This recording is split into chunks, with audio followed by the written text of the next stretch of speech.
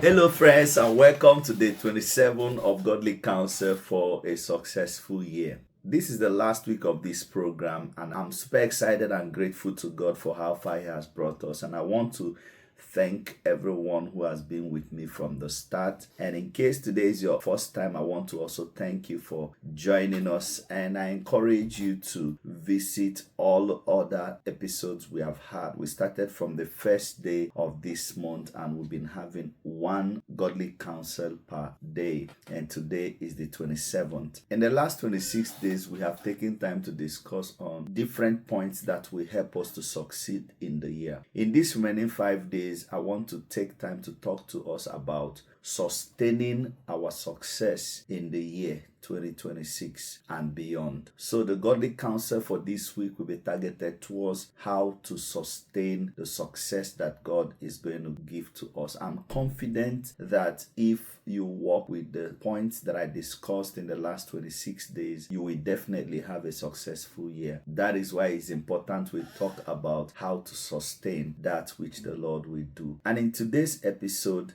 our topic is build your prayer life. In the book of Luke chapter 18 verse 1, the Lord Jesus said, men ought always to pray and not to faint. Prayer is to the believer what charging is to a phone. Every day our lives run multiple applications: work, family, business, career, conversations, decisions, pressures, temptations. Each activity quietly drains our energy, both spiritually, mentally, and physically. And just as a phone loses power with continuous use, a person who runs life without being prayerful gradually runs down spiritually. When a phone is not recharged, it becomes slow, it loses functionality, and eventually it shuts down. Likewise, when a person does not consistently pray and intentionally builds up himself spiritually, spiritual sensitivity reduces, discernment becomes weak, temptation becomes harder to resist, and passion for God fades. So the person becomes vulnerable to demons and their activities.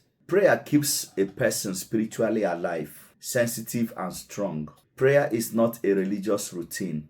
It's a spiritual maintenance. The Bible tells us that from time to time, Jesus withdrew himself from the crowd into a solitary place to pray. That is Luke chapter 5 verse 16. And 1 Thessalonians chapter 5 verse 17 encourages us to pray always. And according to our text, the book of Luke chapter 18 verse 1, the Lord Jesus says, men ought always to pray and not to faint. If you read it with New King James Version, it says, men ought always to pray and not lose heart. Meaning that when we fail to pray, our spirit becomes undercharged and we begin to live on yesterday's strength. But yesterday's strength cannot power today's demands. A weak prayer life produces a weak life. So as I wrap up today, I want to encourage you.